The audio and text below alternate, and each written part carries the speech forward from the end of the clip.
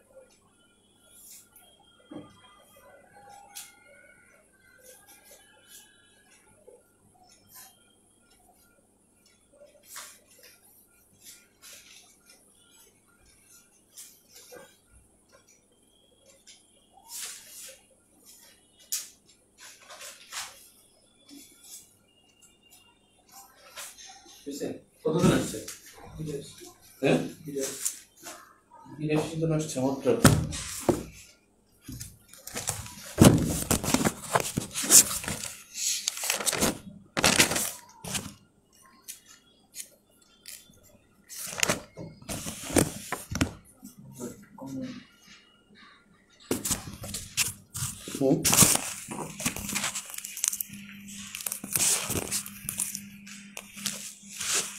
আমার phone pay ওটা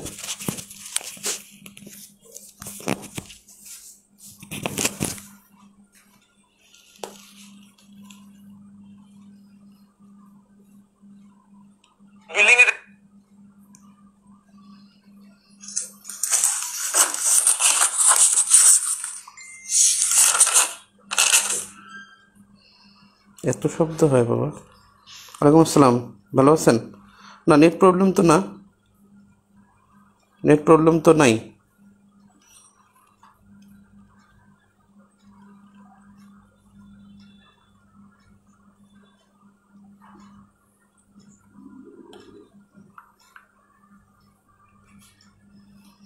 ওকে, তাহলে আমাদের লাস্ট ক্লাসে দেখছিলাম রাষ্ট্রপতির কাজ। রাষ্ট্রপতির কাজ আমাদের মনে রাখতে হবে যে নির্বাহী বিভাগের কিসে ও এখন ঠিক আছে। তো নির্বাহী বিভাগের যদি বলা হয় মানে নির্বাহী বিভাগের সর্বোচ্চ যদি বলা হয় তাহলে রাষ্ট্রপতি, আর নির্বাহী বিভাগের প্রধান কর্মকর্তা যদি বলা হয়, প্রধান কর্মকর্তা তিনি হলেন প্রাইম মিনিস্টার। সর্বোচ্চ বললে রাষ্ট্রপতি, আর প্রধান কর্মকর্তা বললে প্রাইম মিনিস্টার। তো আমরা নির্বাহী বিভাগের মধ্যে আছি। রাষ্ট্রপতি অনেকগুলো কাজ করেন, যেমন আগের ক্লাসে যেটা দেখছি কাজ করে, এছাড়া কি কি কাজ করে? তিনি ক্ষমা প্রদর্শন করে, এটা সংবিধান 49 নং অনুচ্ছেদের মাধ্যমে সে ক্ষমা প্রদর্শন করে থাকে। তিনি অধ্যাদেশ জারি করতে পারেন, অধ্যাদেশ জারি করেন। সংবিধানের 93 অনুচ্ছেদ অনুসারে তিনি অধ্যাদেশ জারি করে থাকেন, অধ্যাদেশ জারি করেন। অধ্যাদেশ মানে হলো রাষ্ট্রপতি জারি করবেন। অধ্যাদেশটা তখনই জারি করবে যখন সংসদ অধিবেশন থাকবে না। সংসদ অধিবেশন যখন স্থগিত থাকে বা সংসদ অধিবেশন হয় না, ঠিক তখন জরুরি অবস্থায় তিনি অধ্যাদেশ জারি করেন। অর্থাৎ এটা জরুরি আইন না, বাট যখন দেখবে যে আসলে এটা দরকার। জরুরি আইন কিন্তু আলাদা বিষয়। অর্থাৎ সংসদ নাই, এই মুহূর্তে তার একটা আইন করা জরুরি, সেই অধ্যাদেশটা আইনের অংশ। এবং সংসদ অধিবেশন যখন শুরু হয়, এই অধ্যাদেশটা 30 দিনের মধ্যে অনুমোদন দিতে হয়। অর্থাৎ সংসদ অধিবেশন যখন স্থগিত থাকে তখনই অধ্যাদেশ জারি করা হয়। এবং এই কথাটা লিখে নেন যে পরবর্তী অধিবেশন শুরু হওয়ার 30 দিনের মধ্যে উক্ত অধিবেশনকে অনুমোদন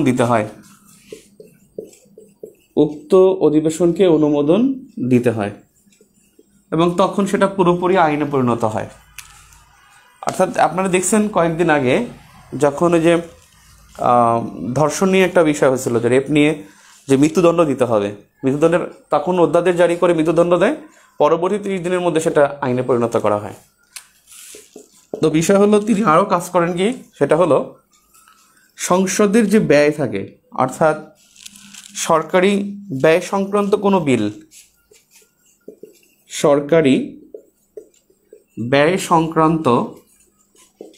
কোনো বিল, সংসদে উত্থাপন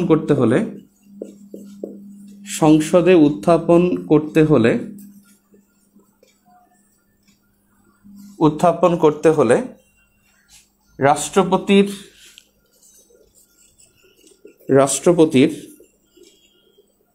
সুপারিশের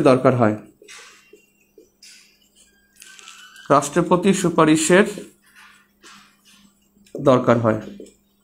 এখানে একটা বিষয়, যে কোনো ব্যয় সংক্রান্ত বিল সম্পর্কে রাষ্ট্রপতির অনুমোদনের দরকার পড়বে, কিন্তু বাজেটের ব্যাপারে কিন্তু রাষ্ট্রপতির কোনো হাত নেই।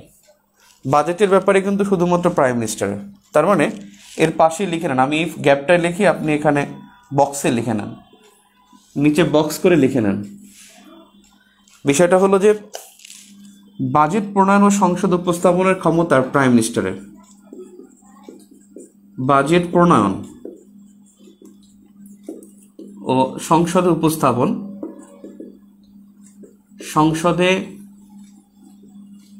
উপস্থাপনের ক্ষমতা প্রাইম মিনিস্টারের।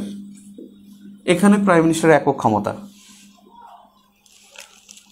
এবং বাজেটে যত আছে, মানে প্রাইম মিনিস্টারের সকল নীতি, এই নীতি গুরুত্ব পায় বাজেটে। মানে ব্যাপারটা এটা যে অন্যান্য যে তহবিলগুলো আছে খরচ, যেমন সংযুক্ত তহবিল, অর্থ বিল, তারপরে হলো বৈদেশিক সাহায্য, বৈদেশিক ঋণ, এই সমস্ত অর্থ যদি ছাড়াতে হয় সংসদ থেকে, সেক্ষেত্রে রাষ্ট্রপতির অনুমোদনের দরকার আছে।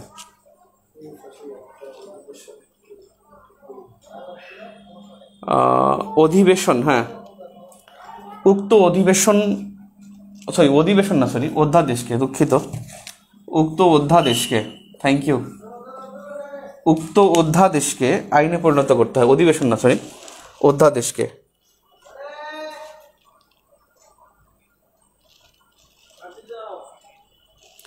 উক্ত অধ্যাদেশকে অনুমোদন দেয়, রাইট। অধিবেশনের পর ব্র্যাকেটে 93 লেখা, 93 লেখা।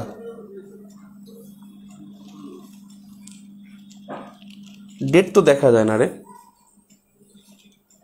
ওই যে উপরে ওঠে না, আরেকটু উপরে ওঠা, আমি দেখি না, তাহলে তারা দেখবে কেমনে?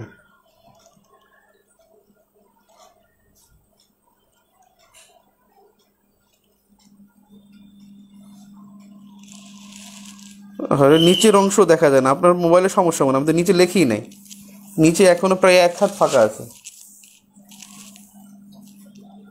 বাজেট প্রণয়ন ও সংসদে উপস্থাপনের ক্ষমতা প্রাইম মিনিস্টারের। ওকে,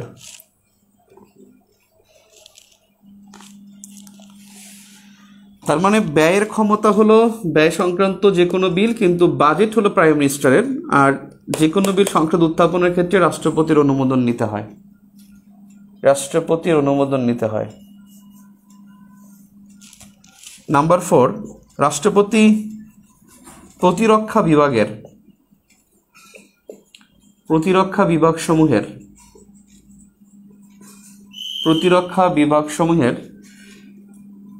সর্বাধিনায়ক।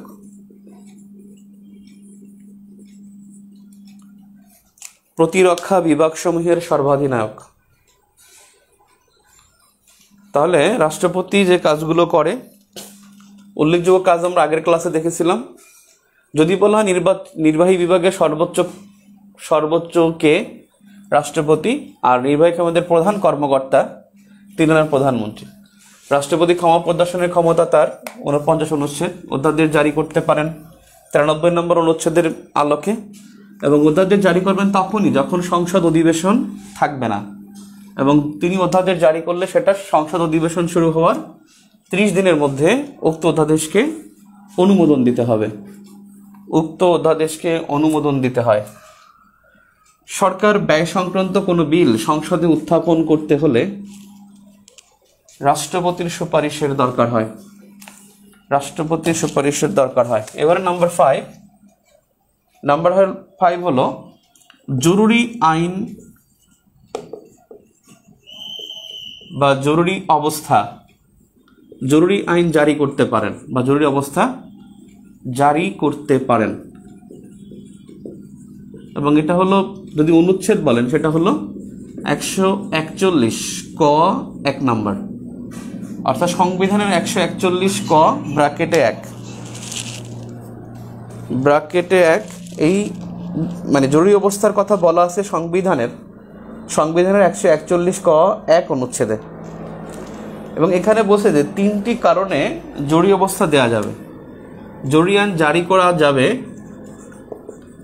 করা যাবে যদি যুদ্ধ, বহিরাক্রমণ,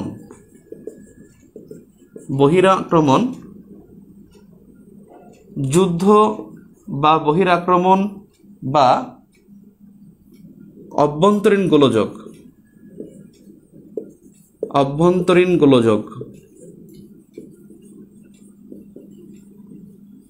গোলযোগের কারণে,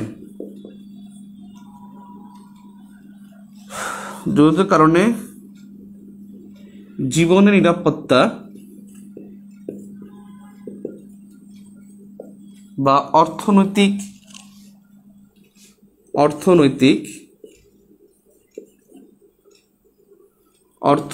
জীবন বিপর্যয়ের মুখে পড়ে। অর্থাৎ যুদ্ধ, বহিরাক্রমণ, অভ্যন্তরীণ গোলযোগ, এই 3টি কারণে জরুরি আইন ঘোষণা করা যাবে। এবং এই জরুরি আইন এর মেয়াদ 120 দিন, তবে সময় বাড়ানো যাবে। 120 দিন হলো সাধারণত এর মেয়াদ, 120 দিনের বেশি হবে না। তবে রাষ্ট্র যদি চায় তাহলে এটা রাষ্ট্রপতি যদি চায় তাহলে এর মেয়াদ আবার সময় বৃদ্ধি করতে পারবে যদি প্রয়োজন মনে করে। সাধারণত মেয়াদ হলো 120 দিন, অর্থাৎ জরুরি আইনের মেয়াদ 120 দিন, 4 মাস সর্বোচ্চ। রাষ্ট্রপতি চাইলে আবার এটা বাড়াতে পারবেন, যেমন 2007 সালে যেটা বাড়াইছিলেন। 2007 সালের 11 জানুয়ারি ঘোষণা করছেন, সেই জরুরি অবস্থা উঠেছে 8 সালের অক্টোবরের দিকে। তার মানে রাষ্ট্রপতি যখন চাইবেন তখন তিনি সময় এটা শিথিল করতে পারবেন বা তুলে নিতে পারবেন। এবং জরুরি আইনে কিন্তু যদি কারো বিচার হয় তা কিন্তু জামিন হয় না। রাষ্ট্রপতির কাজ গেল। এখন দেখি প্রধানমন্ত্রীর। নির্বাহী বিভাগের মধ্যে প্রধানমন্ত্রীর মর্যাদা। নির্বাহী বিভাগে প্রধানমন্ত্রীর মর্যাদা। গতকাল পরীক্ষা হয়েছে, গতকালকের পরীক্ষায় 17 নম্বর পাওয়া উচিত ছিল। 17 নম্বর, 17 না পাইলেও 16 মাস্ট। দেখেন কে কত পাইছেন। 16 না পাইলে মনে করেন আপনি ভালো করে পড়েন না, 16 পেতে হবে।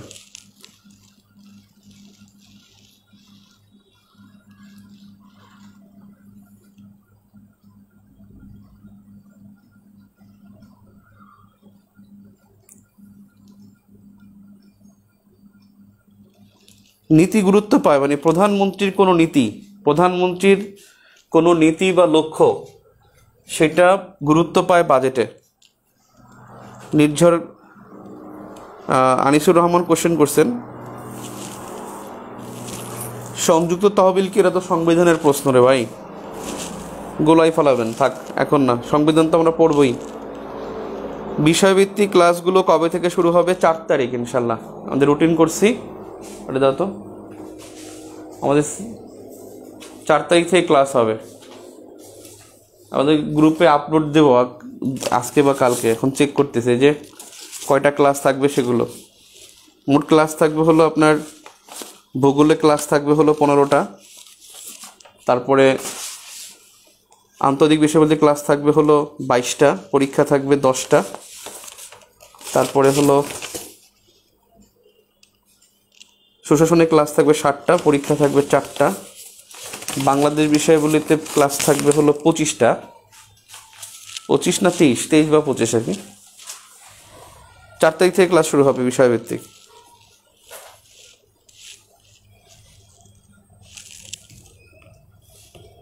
জুলাই থেকে ক্লাস শুরু হবে। আর আগামী সপ্তাহে, এই সপ্তাহে আমাদের শেষ হয়ে গেলে মানে আগামী সপ্তাহে আমরা রিভিশনে যাব, অর্থাৎ ক্লাস 6-এর রিভিশনের উপরে পরীক্ষা হবে। 7, 8, 9 সবগুলো মিলে 4টা পরীক্ষা 4 দিনে হবে আগামী সপ্তাহে। এই সপ্তাহে মনে হয় শেষ হবে ইনশাল্লাহ, আশা করি। আজকে শেষ না হলেও কালকে পরশুর মধ্যে শেষ হয়ে যাবে। আচ্ছা, আসি এখন। তাহলে প্রধানমন্ত্রী পদমর্যাদা প্রথমত হলো যে সরকারের প্রধান নির্বাহী কর্মকর্তা, সরকারের প্রধান নির্বাহী কর্মকর্তা, এবং সেই কর্মকর্তা হলো প্রাইম মিনিস্টার নিজে। নাম্বার 2, তিনি সংসদ নেতা, প্রধানমন্ত্রী সংসদ নেতা। নাম্বার 3, তিনি হলেন মন্ত্রিসভার প্রধান, প্রধানমন্ত্রী হলেন মন্ত্রিসভার প্রধান। যিনি প্রধানমন্ত্রী থাকবেন তিনি সংসদ নেতা থাকবেন, তিনি মন্ত্রিসভার প্রধান থাকবেন। তিনি মন্ত্রিসভা গঠন করেন, মন্ত্রিসভা গঠন করেন। প্রাইম মিনিস্টার মন্ত্রিসভা গঠন করেন। নাম্বার 4, তাকে কেন্দ্র করে, অর্থাৎ প্রাইম মিনিস্টারকে কেন্দ্র করে, তাকে কেন্দ্র করে, প্রধানমন্ত্রীকে কেন্দ্র করে শাসন ব্যবস্থা পরিচালিত হয়। শাসন ব্যবস্থা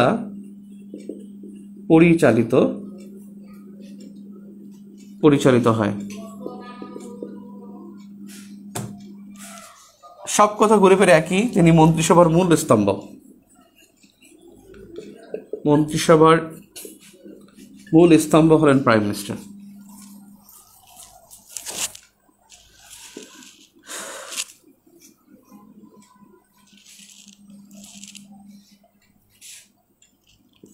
তাহলে স্টার দিয়ে লেখেন, শাসন কার্যের জন্য সংসদের কাছে দায়ী থাকেন। শাসন কার্যের জন্য সংসদের কাছে দায়ী থাকেন। প্রধানমন্ত্রী পদত্যাগ করলে, প্রধানমন্ত্রী পদত্যাগ করলে বা সংসদে আস্থা হারালে,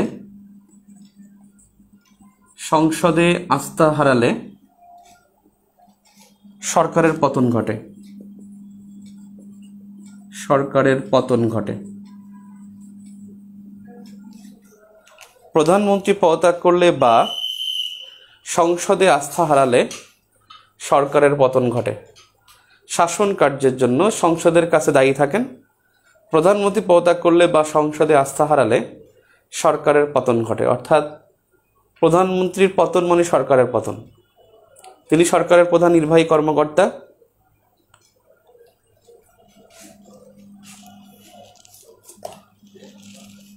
তিনি সংসদ নেতা, তিনি মন্ত্রিসভার প্রধান। মন্ত্রিসভা গঠন করার ক্ষমতা তাকে কেন্দ্র করে শাসন ব্যবস্থা পরিচালিত হয়। মন্ত্রিসভার মূল স্তম্ভ হলো প্রধানমন্ত্রী। শাসন কার্যের জন্য সংসদের কাছে দায়ী থাকেন, রাষ্ট্রপতির কাছে না, সংসদের কাছে দায়ী থাকেন। এবং প্রধানমন্ত্রী পদত্যাগ করলে বা সংসদে আস্থা হারালে সরকারের পতন ঘটবে। এই বাক্যটা মনে রাখবেন। এই বাক্যটা খুবই গুরুত্বপূর্ণ। নির্বাহী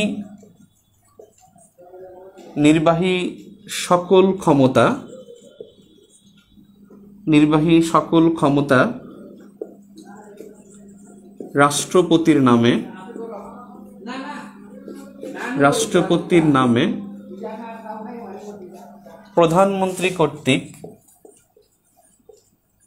প্রধানমন্ত্রী কর্তৃক পরিচালিত ও নিয়ন্ত্রিত হয়।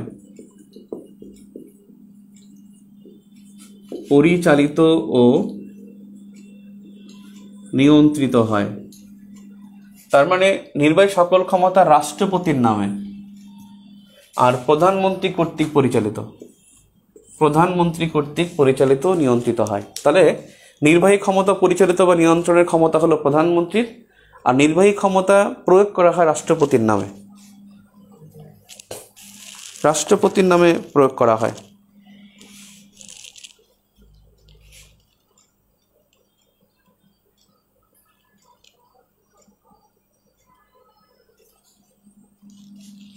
সাকিব হাসান কি বলতে চাচ্ছেন বুঝি নাই। সকল ক্লাসগুলো কমপ্লিট হবে এই টাইমে?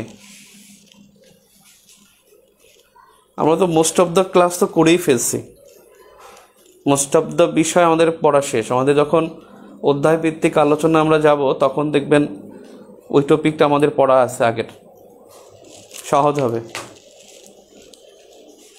শেষ করতে হবে, কিছু করার নেই। ওই সময় যদি আমাদের না হয়, আমরা ডে পাবো যদি 29 অক্টোবর পরীক্ষা হয়, তাহলে যদি সপ্তাহে 4 দিন করে আমরা ক্লাস চালাই পরীক্ষা বাদে, তাহলে আমরা 56 দিন সময় পাবো।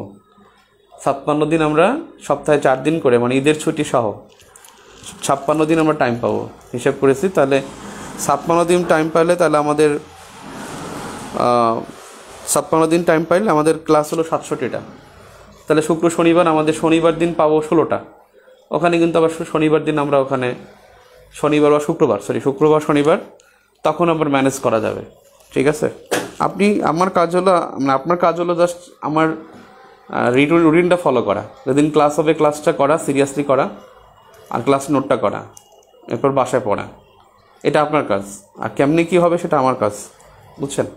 কনসার্ন হওয়ার কিছু নাই, কারণ I am not such type of that, I am very much exceptional যে আপনাকে বুকি যুগে একটা কিছু বুঝাই দেবো তা পারবো না। ক্লিয়ার? এখন আপনি যদি ক্লাস না করেন 3 দিন পর একদিন এসে ক্লাস করলেন, হুট করে একদিন আসলেন, হ্যাঁ, তাহলে কিন্তু আপনি ওই নিজেই সমালোচনা করবেন যে ভাই কী পড়েছে, আগামাথা কিছু নেই। আসলে আপনি আগামাথায় নেই, যে নিয়মিত ক্লাস করছে সে কিন্তু হ্যাপি, আমাদের সার্ভিসে সে কিন্তু হ্যাপি। আর যে অনিয়মিত, একদিন আসে 3 দিন আসে না, 3 দিন ক্লাস করে না, খবরও থাকে না, হুদাই ভাব ধরে, তার জন্য এটা আসলে খারাপ। আমি দেখছি যে কালকে পরীক্ষা দিয়েছে মাত্র 382 জন, এর মধ্যে আবার কয়েকজন ডাবলও দিয়েছেন। তার মানে অলমোস্ট 320 থেকে 330 জন পরীক্ষা দিয়েছেন। অথচ মানে আপনারা গ্রুপে আছেন 1170 জন। এটা কখনো মানে টলারেট করা যায়? এবং আপনি নিজেই বলবেন যে দূর কি হয়েছে না হয়েছে এগুলো বলবেন, এবং আপনার নিজের 12টা বাজে, আমার কিচ্ছু হবে না। মানে আমার বিবেকের কাছে আমি খুব দায়বদ্ধ, আপনার কাছে আমি দায়বদ্ধই না, আমার বিবেকের কাছে আমি দায়বদ্ধ। ওটা ক্লিয়ার? আপনাদের বলছি আমি ক্লাস হবে 60টা, অলরেডি আমি 67টা ক্লাসের রুটিন মানে তৈরি করছি। আর এ যাবো যা নিয়েছি তা তো নিয়েছি, ওরা তো বাদই। রাষ্ট্রপতি মন্ত্রী নিয়োগ দেয়, তাইলে প্রধানমন্ত্রী কীভাবে মন্ত্রিসভা গঠন করেন? প্রধানমন্ত্রী গঠন করে, রাষ্ট্রপতি নিয়োগ দেয় মানে শপথ পড়ায়, এই আর কি, আর কিছু না।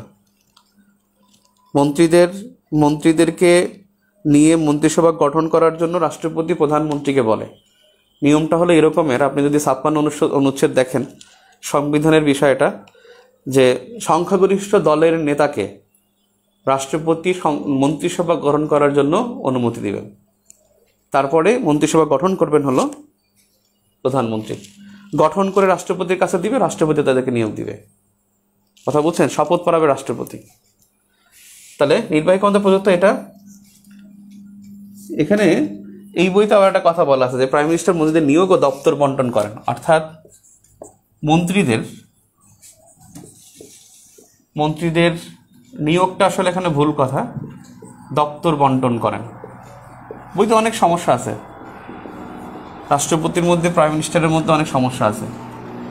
যদি বলে যে মন্ত্রীদের নিয়োগ দেন কে, মন্ত্রীদের নিয়োগ দেন রাষ্ট্রপতি। আর দপ্তর বন্টন, আমি আগের ক্লাসেও বলছিলাম যে দপ্তর বন্টন রাষ্ট্রপতি করেন না, এটা করে প্রাইম মিনিস্টার। দপ্তর বন্টন প্রাইম মিনিস্টার করে। এরপরে আছে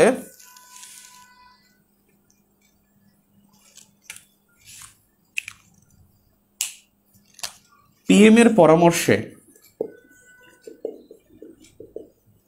পরামর্শে রাষ্ট্রপতি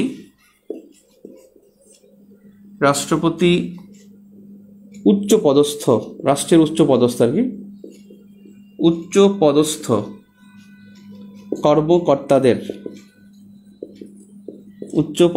কর্মকর্তাদের নিয়োগ দেন।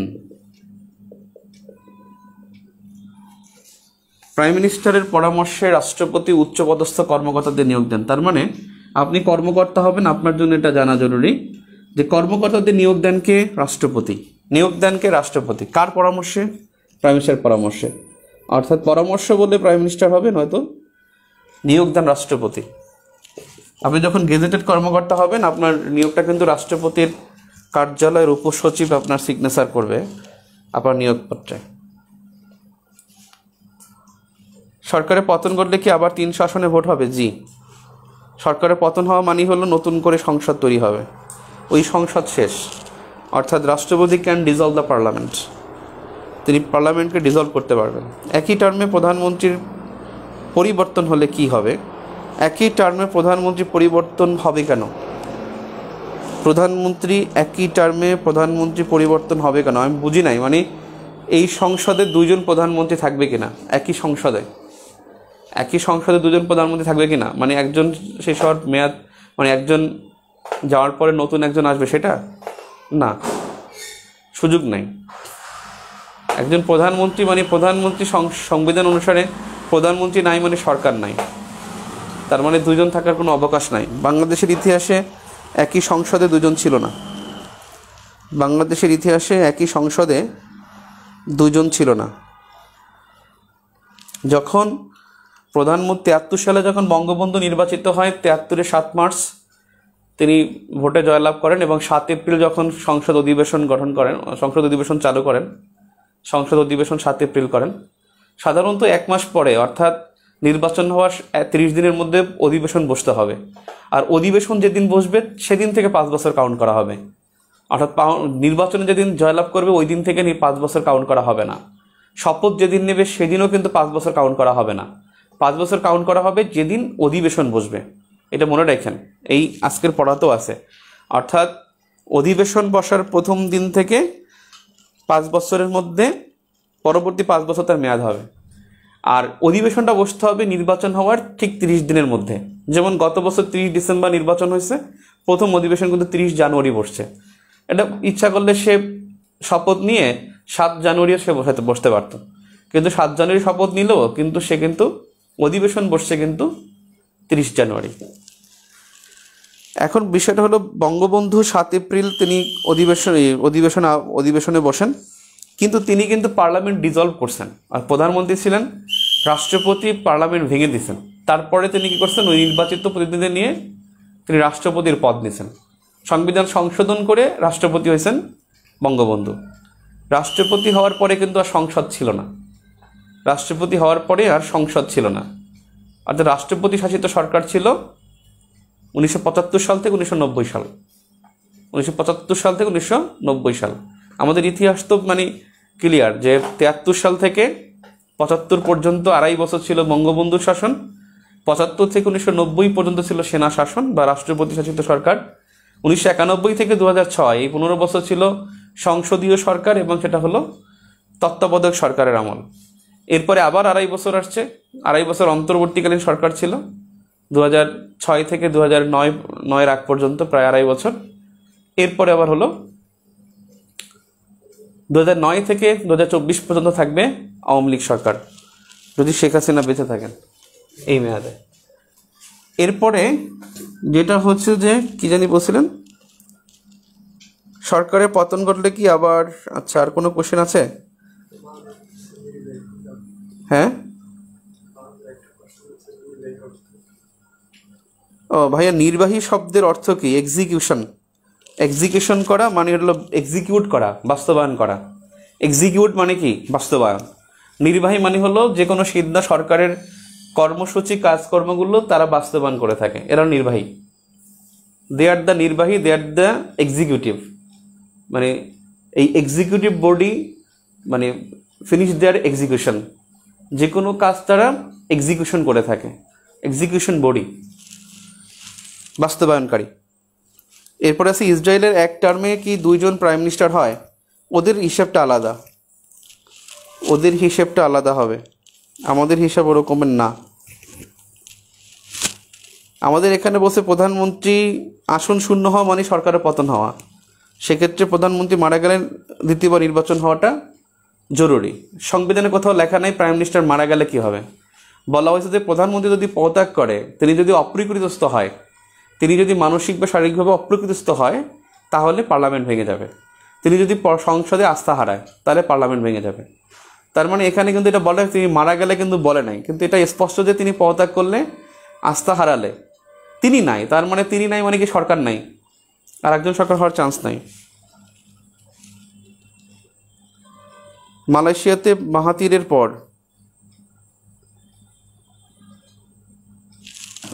এখন যারা শেখ হাসিনা সরকার করে তারা মানে করতে পারে শেখ হাসিনা যেন মরে যায়, এভাবে হয়তো বলতে পারেন।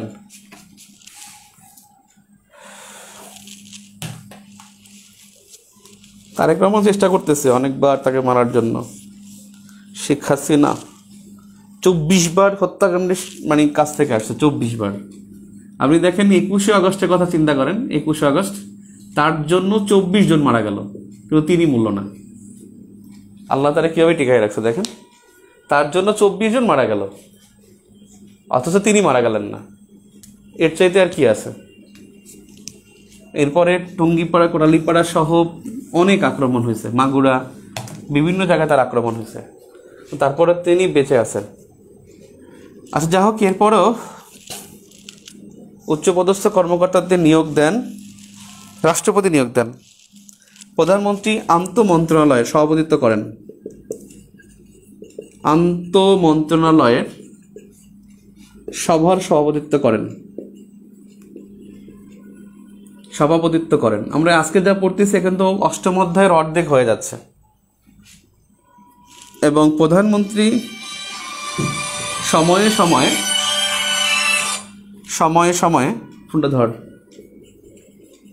বলবে যে সে ক্লাসে এখন ব্যস্ত। সময়ে সময়ে জাতির উদ্দেশ্যে ভাষণ দেন।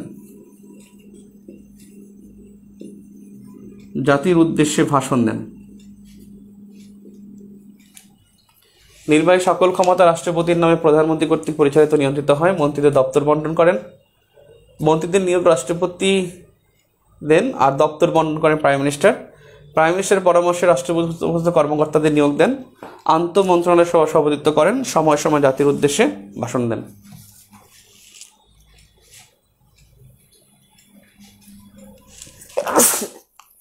আলহামদুলিল্লাহ, কিছু তো আল্লাহ রে, আজকে নাকি 10 জেলায় 70 জন মারা গেছে। করোনা কিন্তু ছড়াই গেছে, আমাদের এলাকা অনেকেই অসুস্থ।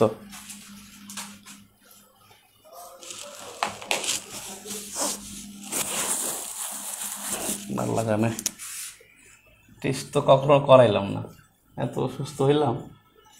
আইন বিভাগ, তাহলে মনে রাখতে হবে আইন বিভাগের প্রধান প্রতিষ্ঠান। আইন বিভাগের প্রধান প্রতিষ্ঠান হলো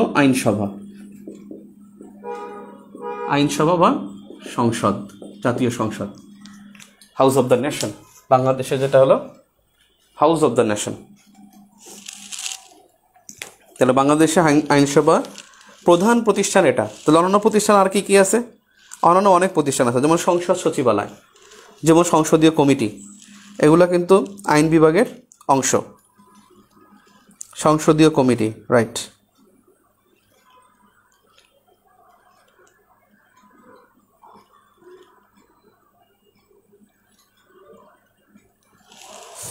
আস্থা হারায় কীভাবে না, আস্থা হারানোর সুযোগ আছে, কিন্তু বাংলাদেশে আস্থা হারানোর সুযোগ নাই। সাধারণত সংসদীয় গণতন্ত্র এটা থাকে। যেমন আমাদের ওখানে বলা আছে কি, যদি কেউ নিজ দলের বিপক্ষে ভোট দেয় তাহলে তার সদস্যপদ থাকবে না। নিজ দলের বিপক্ষে ভোট দিলে তার সদস্যপদ থাকবে না। নিজ দলে, যেমন বিরোধী দল যদি কেউ বলে যে না একটা বিষয় না, বিরোধী দলের একজন আবেগে বললো যে হ্যাঁ, তাহলে কিন্তু তার সদস্যপদ থাকবে না। তখন ওখানে আবার 90 দিনের মধ্যে নির্বাচন হবে।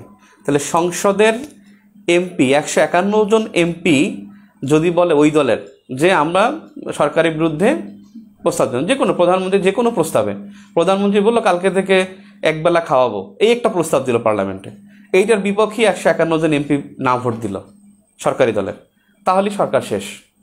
তাহলে ওই এমপিদের আসন শূন্য হয়ে যাবে। এমপিদের আসন শূন্য হলে তো প্রধানমন্ত্রী কাদেরকে নিয়ে থাকবে? থাকতে পারবেন না। কথা কি বুঝতে পারছেন? তবে প্রধানমন্ত্রী তিনি জীবিত থাকা অবস্থায় যদি তিনি এটা বলেন যে আমি সংখ্যাগরিষ্ঠ দলের নেতা, মানে যদি এমপিরা যদি বলে যে আমরা যদি যে সরকারি দলের সভাপতি পদ পরিবর্তন করব, সরকারি দলের নেতা পরিবর্তন করব, সে সরকারি দলের নেতার মধ্যে কিন্তু প্রধানমন্ত্রী যিনি আছেন তিনিও পড়বেন। তখন নেতা পরিবর্তন করতে গেলে তখন প্রধানমন্ত্রী পরিবর্তন করতে পারবেন, তবে তার জীবিত থাকতে হবে এবং তিনি সরকারের সদস্য থাকতে হবে। ওগুলো প্যাঁচালো বাংলাদেশে এখন পর্যন্ত হয় নাই। একটা কিছু হইতে পারে, যদি আল্লাহ না করুক শেখ হাসিনা যদি এই মধ্যে মারা যায় তাহলে কি হবে সেটা নিয়ে একটা কনসার্ন আমাদের মধ্যে থাকতে পারে।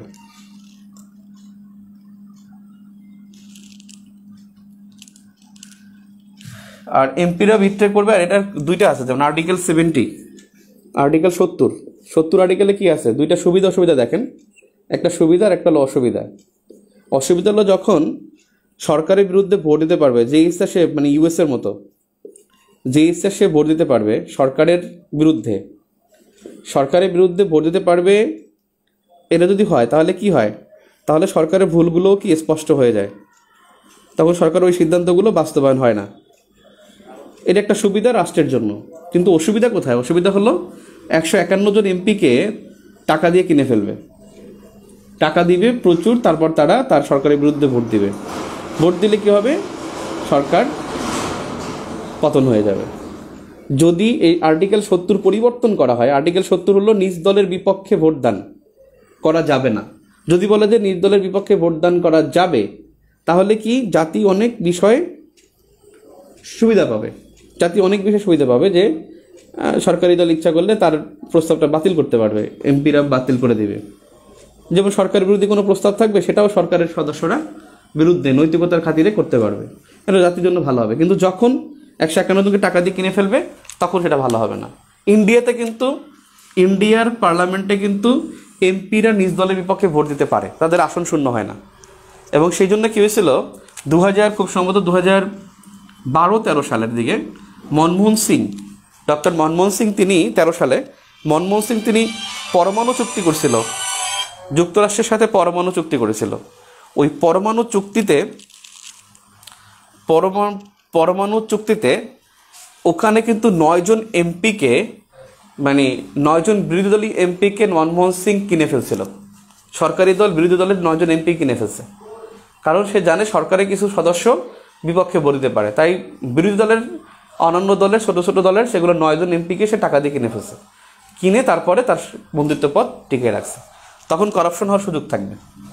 আজকে যদি এটা থাকে যে সরকারের বিপক্ষে ভোট দিলে আসন শূন্য হবে না, সরকার পতন হবে, তাহলে দেখবেন যে তারেক রহমান কয়েক হাজার কোটি টাকা দিয়ে দেবে, কয়েক হাজার কোটি টাকা একজন এমপি দিয়ে দেবে। ও বললো যে আমি এমপি খামাখা দরকার আছে আমার, আমি টাকা পয়সা আমি চলে যাই, না ভোট দিয়ে একটাও চলে যাবো, কেনাডা বাড়ি করে চলে যাবো।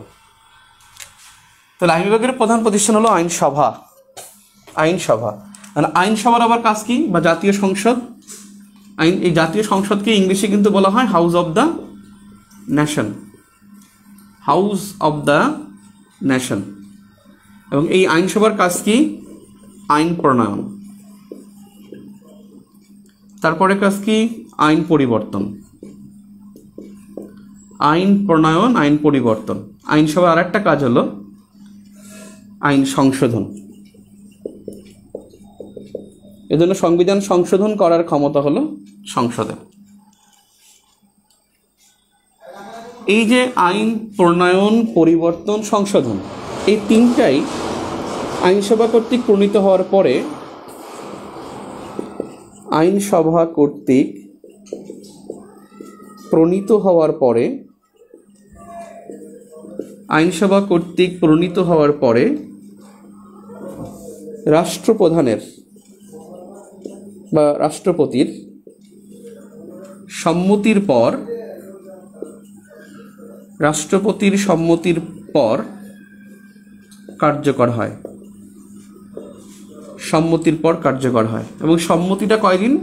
15 দিনের মধ্যে, 15 দিনের মধ্যে।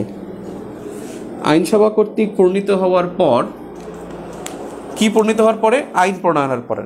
আইন প্রণয়নের পরে রাষ্ট্রপতির সম্মতির, প্রণীত হওয়ার পরে রাষ্ট্রপতির সম্মতির মানে 15 দিনের মধ্যে, সম্মতির পর, অর্থাৎ রাষ্ট্রপতি সম্মতি দেবে 15 দিনের মধ্যে, তখন আইনটি কার্যকর হয়।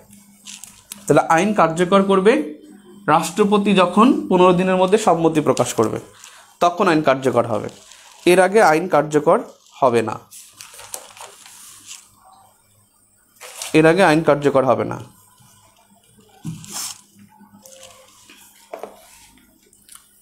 আর এই আইনসভার আসন কিন্তু 350টি, এবং এটাই 350টি আসন শুরু হয়েছে 15তম সংশোধনীর পর থেকে, 15তম সংশোধনীর পর থেকে। এর আগে আসন 345টা ছিল, 15তম সংশোধনীর পর থেকে আসন সংখ্যা হলো 350টি।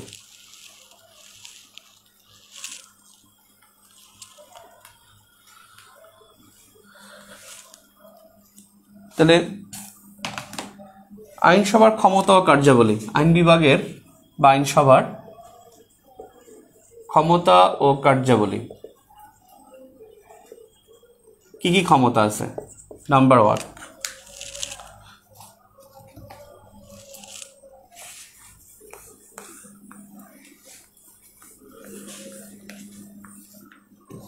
তাহলে আইন প্রণয়নের ক্ষমতা, এবং সেই প্রণয়নের ক্ষমতা আছে 65 অনুচ্ছেদে। সংবিধানের 65 নং অনুচ্ছেদে আইন প্রণয়নের ক্ষমতার কথা বলা আছে, 65 নং অনুচ্ছেদ।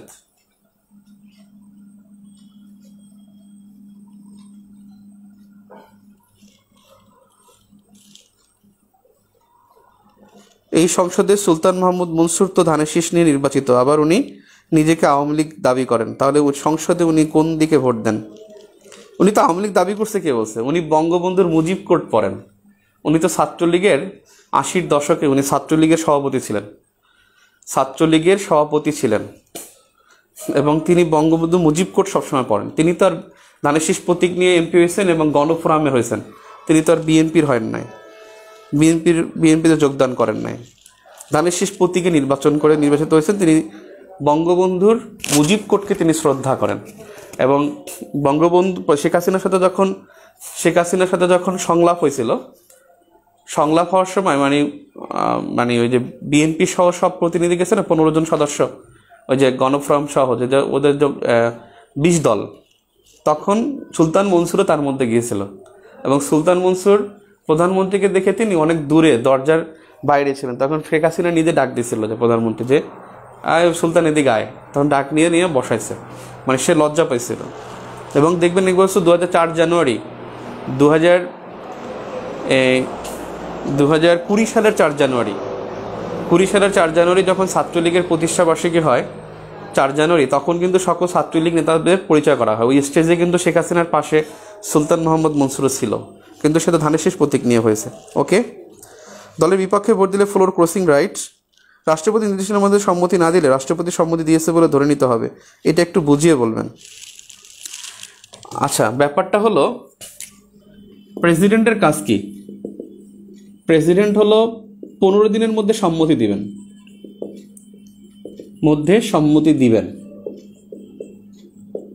এবং তিনি 15 দিনের মধ্যে যদি কোনো আইন মনে করেন এটা দৃষ্টিকটু বা এই আইনটা হয়নি, বা এই আইনটা 15 দিনের মধ্যে সম্মতি দেওয়া যাবে না, তখন আইনটা পরবর্তী 7 দিনের মধ্যে সংশোধন করবে। 7 দিনের মধ্যে, পরবর্তী 7 দিনের মধ্যে এটা সংশোধন করে রাষ্ট্রপতির টেবিলে নিয়ে যাবে। যদি নিয়ে যায় 7 দিনের মধ্যে সংশোধন করে, এরপর রাষ্ট্রপতি যদি সম্মতি না দেয়, তাতেও ধরে নেওয়া হবে তিনি সম্মতি দিয়েছেন। ব্যাপারটা মনে রাখবেন। সংসদ, পার্লামেন্ট কিন্তু সর্বোচ্চ ক্ষমতার অধিকারী। পার্লামেন্ট সর্বোচ্চ ক্ষমতার অধিকারী।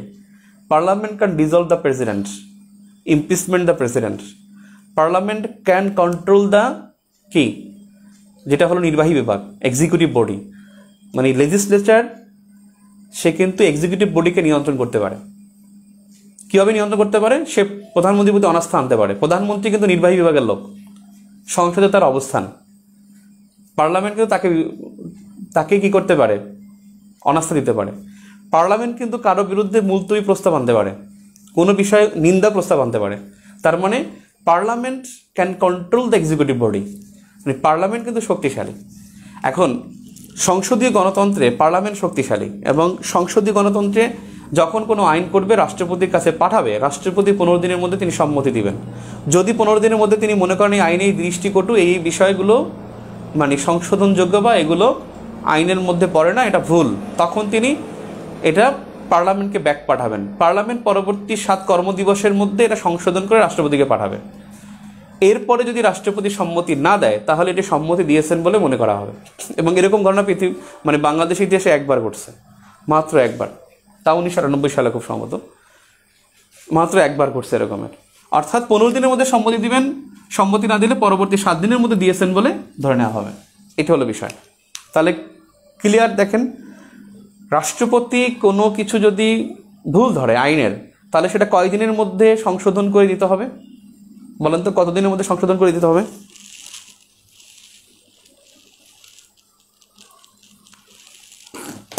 কতদিনের মধ্যে দিতে হবে বলেন তো? আইন বিভাগের ক্ষমতা ও কার্যাবলী যে কাজটা আছে, পরবর্তী সংসদের অনুমতি ব্যতীত ব্যয় করা যাবে না। দেখছে নির্বাহী বিভাগ কিভাবে নিয়ন্ত্রণ করে? নির্বাহী বিভাগ ইচ্ছা করলে খরচ করতে পারবে না, সংসদের অনুমতি নিতে হবে। কতদিন? 7 দিন, রাইট। শুভ্র বিশ্বাস, বুঝেন নাই আপনি, 15 দিন বলছেন, ফাও। 7 দিন, 7 দিনের মধ্যে সম্মতি দিয়েছেন। তার মানে সম্মতি যদি নাও দেয়, 7 দিন পরে এটা অটোমেটিক কার্যকর হয়ে যাবে। তার মানে পার্লামেন্টে পাস হওয়ার 22 দিনের মধ্যে ওটা এমনি অটোমেটিক কার্যকর। সম্মতি দিলে তো রাষ্ট্রপতি সম্মতি দিলে তো 15 দিনের মধ্যে হবে, সম্মতি না দিলে 22 দিনের মধ্যে হবে, একই কথা। যদি নাও দেয় তাহলে বুঝতে পারছি সম্মতি দিয়েছেন 7 দিনের মধ্যে। অর্থাৎ সংসদীয় গণতন্ত্রে পার্লামেন্ট খুব শক্তিশালী। অনুমতি ব্যতীত ব্যয় করা যাবে না। একটু আগে কিন্তু ব্যয় নিয়ে কথা বলছি, মনে রাখবেন, কোনো ব্যয়ের প্রস্তাব উত্থাপনের ক্ষেত্রে বাজেট ছাড়া যে কোনো ব্যয়ের প্রস্তাব উত্থাপনের ক্ষেত্রে রাষ্ট্রপতির অনুমতি লাগবে। অর্থ বিল, সংযুক্ত তহবিল, জাতীয় তহবিল, যে কোনো জায়গাতে খরচ করতে হলে রাষ্ট্রপতির অনুমতি নিয়ে সংসদে উত্থাপন করতে হবে। সংসদ অনুমতি দিলে তারপর ব্যয় করা যাবে। ব্যাপারটা বুঝছেন? তার মানে কার অনুমতি ব্যতীত ব্যয় করা যাবে না? সংসদের অনুমতি ব্যতীত ব্যয় করা যাবে না। কার অনুমতি ব্যতীত সংসদে কোনো বিল উত্থাপন করা যাবে না উইদাউট বাজেট? সেটা কার? রাষ্ট্রপতির। বাজেট কার অনুমতি নিয়ে উত্থাপন করতে হবে? প্রধানমন্ত্রীর।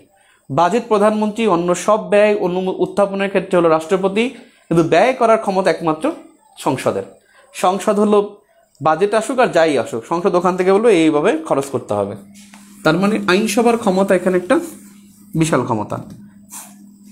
এরপরে হলো 3 নম্বর, রাষ্ট্রপতিকে অভিশংসন করতে পারবে। রাষ্ট্রপতিকে অভিশংসন বা ইমপিচমেন্ট যেটাকে বলি, অভিশংসন করতে পারবে। রাষ্ট্রপতিকে অভিশংসন করতে পারবে। এখন রাষ্ট্রপতি কেন অভিশংসিত হবেন? কেন হবেন? কয়েকটা কারণে। যদি তিনি সংবিধান লঙ্ঘন করেন, তাহলে রাষ্ট্রপতি যদি সংবিধান লঙ্ঘন করেন, রাষ্ট্রপতি যদি গুরুতর অপরাধ করেন, অর্থাৎ গুরুদণ্ড, যেটা গুরুতর অপরাধ করেন, কারো হত্যা করে ফেলল, গুরুতর অপরাধ করেন, অপরাধ করা, সংবিধান লঙ্ঘন করা। তারপর হলো মানসিক অসুস্থতা, দৈহিক ও মানসিক অসুস্থতা। মানসিক অসুস্থতা বলতে হলো পাগল হয়ে যান, অপ্রকৃতস্থ হয়ে যান, দৈহিক মানে শারীরিকভাবে অক্ষম হয়ে যান। এই 3টি কারণে তার বিরুদ্ধে অভিশংসন করা যাবে। এমনি অভিশংসন করতে পারবেন না, যদি সুনির্দিষ্ট অভিযোগ থাকতে হবে, এবং এটা স্পিকারের মাধ্যমে পাশ হয়ে যেতে হবে। স্পিকারের মাধ্যমে এটা পাশ হয়ে তারপরে যেতে হবে।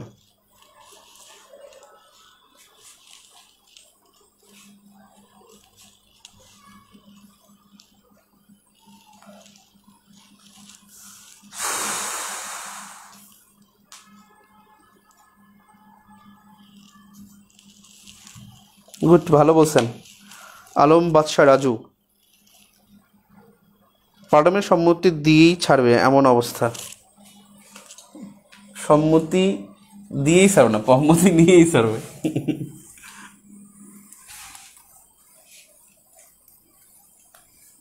তার মানে রাষ্ট্রপতির কাজ হলো ফিতা কাটা খালে।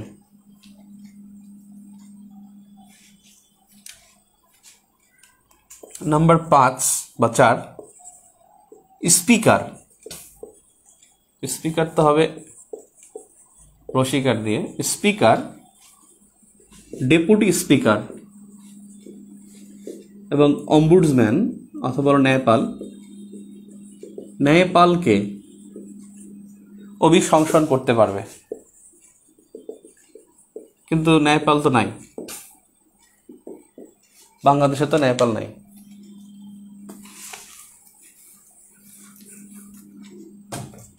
দেখেন ও কিভাবে বিচার বিভাগকেও মনে করেন দূররূপে রাখে। সেটা হলো সুপ্রিম কোর্ট ছাড়া অন্য আদালত প্রতিষ্ঠা করতে পারবে, অন্য আদালত প্রতিষ্ঠা করতে পারবে। যেমন করছে না 2010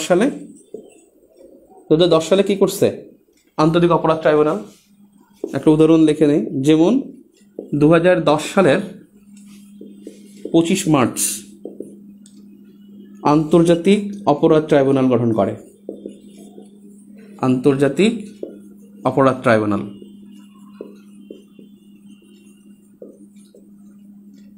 গঠন করে। এটা ছিল যুদ্ধাপরাধের বিচারের জন্য, ইন্টারন্যাশনাল ক্রাইমস ট্রাইব্যুনাল অথবা আন্তর্জাতিক অপরাধ ট্রাইব্যুনাল।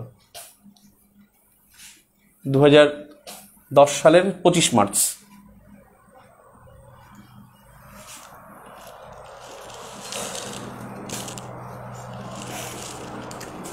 নাম্বার 6, যুদ্ধ ঘোষণা করতে পারবে। যুদ্ধ ঘোষণা করতে হলে কিন্তু সংসদের অনুমতি লাগবে। নাম্বার 7, আন্তর্জাতিক চুক্তি অনুমোদন। আন্তর্জাতিক চুক্তি অনুমোদন, এই অনুমোদনের ক্ষমতা কিন্তু সংসদের। তবে একটা বিষয়, পররাষ্ট্র সংক্রান্ত বিষয় নির্বাহী বিভাগের কাজ।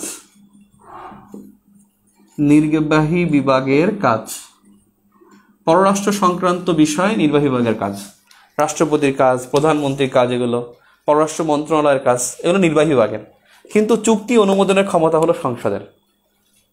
চুক্তিটা অনুমোদন করতে পারবে সংসদ। এরা শুধুমাত্র পররাষ্ট্র বিষয় দিয়ে কাজ করতে পারবে, কিন্তু অনুমোদনের জন্য যাইতে হবে সংসদের কাছে।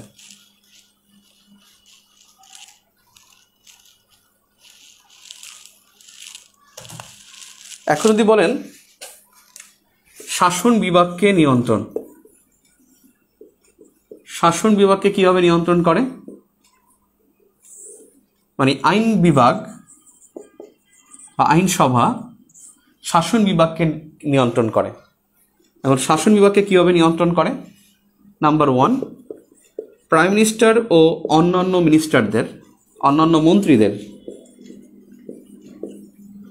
মন্ত্রীদের কাজের জন্য সংসদের কাছে দায়ী থাকতে হয়। সংসদের কাছে দায়ী থাকতে হয়। তাহলে অবশ্যই নিয়ন্ত্রণ হলো। নাম্বার 2, কোনো কাজের জন্য মুলতবি প্রস্তাব অথবা নিন্দা প্রস্তাব,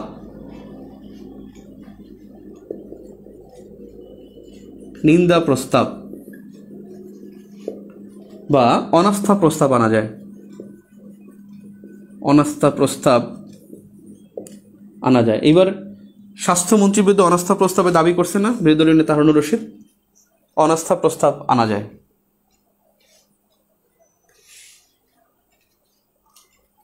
এবং এই প্রস্তাবগুলো যখন পাশ হবে তখন কিন্তু এই অনাস্থা প্রস্তাব পাশের পদত্যাগ করতে বাধ্য হবেন। তার মানে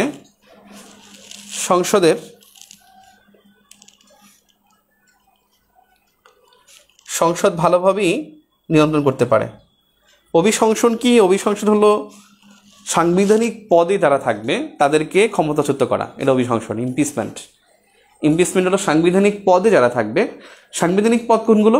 যারা সংবিধানে 9টা পদ, যে 9টা পদের শপথ আছে, এই 9টা পদে যাদের শপথ আছে, এই শপথ নেওয়াদের বিরুদ্ধে কোনো অনাস্থা প্রস্তাব আনা, এটাই অভিশংসন। অর্থাৎ সংসদ থেকে তাকে ক্ষমতাচ্যুত করা, এটাকে অভিশংসন বলে। আর একজন বলছেন ন্যায়পাল না থাকার কারণ কি? ন্যায়পাল আইন আছে 1980 সালে। ন্যায়পাল সাধারণত সংসদে থাকে, তিনি রাষ্ট্রপতি ছাড়া যে কাউকে জবাবদিহি করতে পারেন। এখন প্রধানমন্ত্রী তো তাকে নিয়োগ দিবে না যে তাকে জবাবদিহি করবে। এই জন্য আমার স্যার ফোন করছে, এক মিনিট। আসসালামু আলাইকুম স্যার। জি আদব স্যার। হ্যাঁ জি স্যার।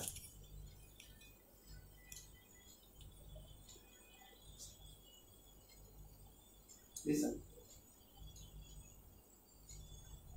হ্যাঁ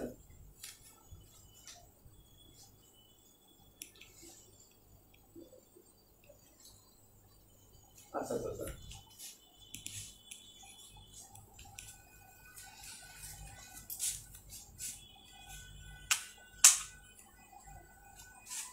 আচ্ছা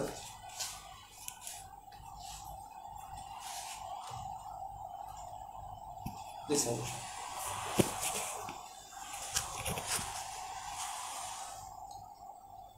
হ্যাঁ হ্যাঁ স্যার।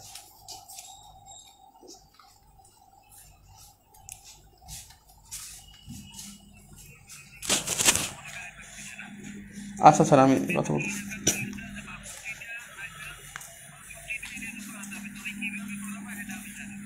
আচ্ছা স্যার, আমি একটু পরে বলতেছি। জি স্যার। জি স্যার। জি স্যার।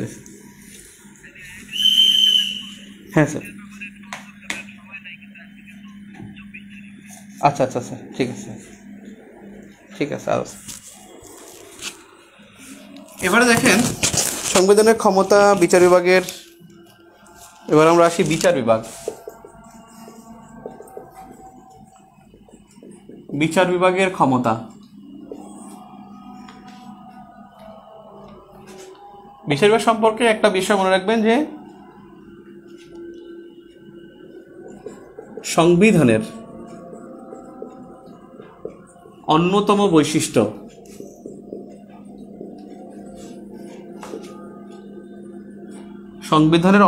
বৈশিষ্ট্য হলো বিচার বিভাগের স্বাতন্ত্র্য এবং স্বাধীনতা।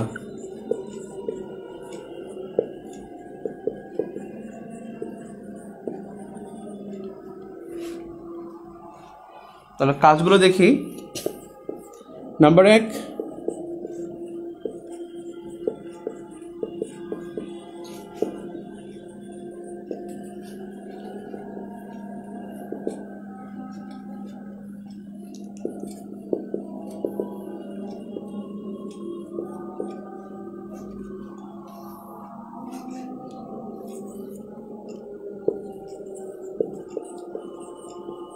আজান দিচ্ছে।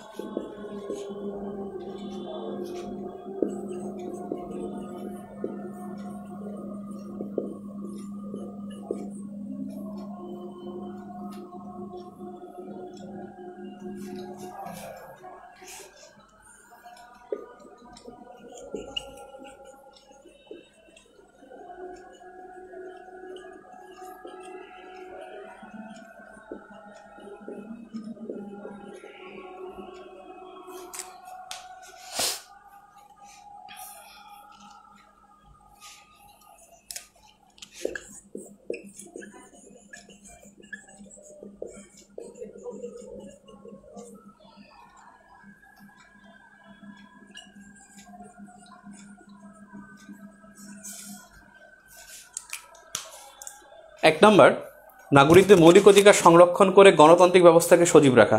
প্রশ্ন এখন যেমনভাবে হয় আসবে পরীক্ষায়, যে গণতান্ত্রিক ব্যবস্থাকে সজীব রাখতে কী করতে হয়? মৌলিক অধিকার সংরক্ষণ, মানে এইটা দিয়ে ওইটা দিয়ে উৎপ্রশ্ন করে দিতে পারে। ন্যায় বিচারের মানদণ্ড হলো বিচার অবস্থা। ন্যায় বিচারের মানদণ্ড কি? পরীক্ষায় দেখবেন অপশন থাকবে সুশাসন, আইনের শাসন, বিচার ব্যবস্থা, এগুলো। তার মানে বিচার ব্যবস্থা। আইনের ব্যাখ্যা ও প্রয়োগ করা, আইন প্রয়োগ করা এবং ব্যাখ্যা করা, এটা কাজ হলো বিচার বিভাগের।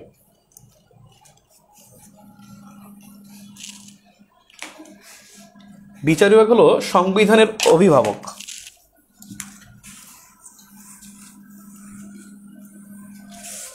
নাম্বার 4, বিচার বিভাগ হলো সংবিধানের অভিভাবক।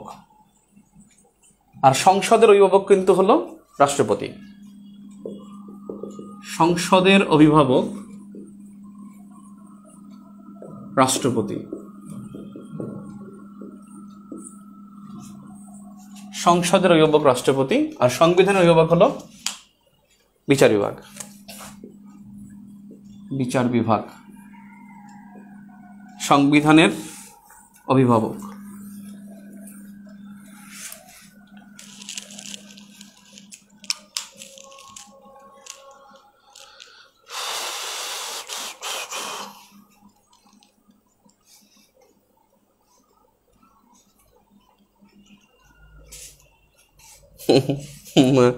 স্যার ঝাড়ি দিছে, ঝাড়ি আমারে দেয়, আর আমাদের লাইসেন্স করতে হবে। আমাদের অফিসের যে অফিস সহকারী তিনি লাইসেন্স করছে 62টা, একটা লাইসেন্স করে সে ফোন নাম্বার রাখে না, এই জন্য আমার বললো যে আপনি ওরা ধরেন, এই জন্য আমাকে মানে ধরতে বলছে আর কি। ওকে, না এটার মাথা কারণ বলতেছিলেন, শেষ করতে পারেন। আচ্ছা, পদ 10টা, শপথ 9টা পদের। ন্যায়পালের শপথ নেই, ন্যায়পালের না, ইহারও নেই, অ্যাটর্নি জেনারেলও নেই, অ্যাটর্নি জেনারেলের শপথ নাই। আর বাংলাদেশে তো ন্যায়পাল নাই। ন্যায়পাল না থাকার কারণ হলো তিনি পার্লামেন্টে থাকবে। ন্যায়পাল হলো তিনি পার্লামেন্টে থাকবেন। তিনি রাষ্ট্রপতি ছাড়া যে কারো আয় ব্যয়ের হিসাব নিতে পারবেন। তার মান্থলি, সাপ্তাহিক, বাৎসরিক কাজের তিনি প্রতিবেদন নেবেন। এখন তিনি যদি বৈশা প্রধানমন্ত্রী বললে যে আপনি তো প্রতিবেদন দেন নাই, তাহলে প্রধানমন্ত্রী তারা নিয়োগ দিবে? জীবনও দিবে না। কারণ বাংলাদেশে তো আন্দোলনই হয় যে ন্যায়পাল নিয়োগ দিবে। বাংলাদেশে আন্দোলন হয় যে একটা ভোট দিবে। বাংলাদেশের জনগণের খালি খায়াস একটা, যে জায়গায় ভোট দিতে পারবে। ভোট দিয়ে কে হবে না হবে ওগুলো দেখার বিষয় না, কাজ কী হবে তা না। মানে সেটা হচ্ছে আগে ভোট দেবো, আমার যে ক্ষমতা প্রয়োগ করব। গতবার নৌকায় দিয়েছে, এবার ধানের শীষে দেবো, এবার ধানের শীষ দিয়েছে, আগামী বছর নৌকায় দেবো। এই ধানের শীষ কে চালাবে, নৌকা কে চালাবে, দেশ কেমনে চলবে, নাথিং। আমাদের সেই কোনো ধারণাই নেই, যে আমার দেশ কেমনে চলবে। ভোট একটা দিতে পারলে হলো, যে ও গত বছর ওরা দিচ্ছে, ওরা দেবো না, ও সালাম দেন আমারে, এই যে একটা কথা। মানে আপনি যে ভোট দিবেন কাকে, যে ভোট দিবেন সে কিন্তু হবেন ল মেকার। সংসদে কিন্তু ল মেকার না। আমরা দেখেন রাস্তা নাই আপনার এলাকায়, এটা কিন্তু একজন এমপির কাজ না, এটা কোনো এমপির কাজ না। আপনার এলাকায় ব্রিজ না, এটা এমপির কাজ না। কিন্তু আমরা জনগণ এমনভাবে করছে যে তাকে ব্রিজ বানাইতে হবে, যে ব্রিজ বানায় তারা ভোট দেবো। ওরে ভাই, এটা তো ল মেকার। সে তো পার্লামেন্টে শুধু আইন তৈরি করবে, আইন সংশোধন করবে, পরিবর্তন করবে, সে আইনসভায় কাজ করবে। কিন্তু আমরা কি করছি, যে আমার এলাকায় তুমি বাদ দাও নাই, এলাকায় বাদ দেয় এমপির কাজ না, এলাকায় বাদ দেওয়া হলো ওয়াপদার কাজ। এটা পানি উন্নয়ন বোর্ডের কাজ। আজকে দেখেন না, আখতারুজ্জামান বাবু তিনি কি করতে গেছেন, বাদ দেখতে গেছেন, তারা কাদা মারছে, টলার নিয়ে পালাই চলে আসছেন।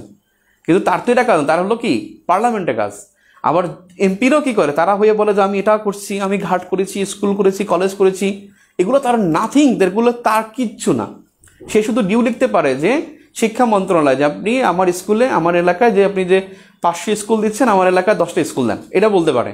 তার কিন্তু কাজ না যে সে তদারকি করে ওখানে কাজ করবে, তার কাছে টাকাও আসে না। শিক্ষা মন্ত্রণালয় থেকে বাজেট আসে, উপজেলা শিক্ষা কমিটি থেকে আসে, ওখানে কমিটি আসে, তারপরে সে একটি কমিটির সদস্য মাত্র, খরচ করার সুযোগ নেই।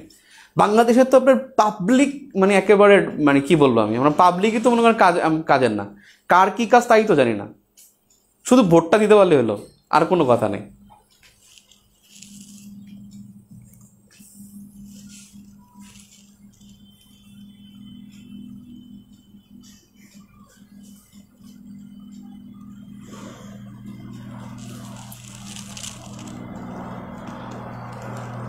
সংবিধানের অভিভাবক বিচার বিভাগ, রাইট,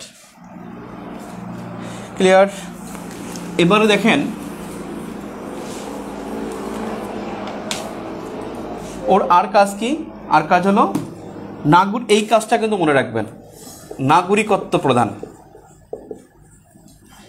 নাগরিকত্ব প্রদান কাদের? বিদেশিদের। আপনার নাগরিকত্ব প্রদান এটা কারো কাজ না, এটা আপনার বিচার বিভাগের কাজ না। বিদেশিদের নাগরিকত্ব প্রদানটা কাজ হলো বিচার বিভাগের। আপনাদের মনে আছে কি না যে বিহারিদের 2008 সালে, তখন তো আপনারা মনে হয় বাচ্চা, অনেকে তো স্কুলে পড়েন মনে হয়, 12 বছর আগে না, আপনি যদি এখন অনার্সে পড়েন ঠিকই আছে, 8 সালে আপনি ক্লাস 4-5 পড়তে পারেন।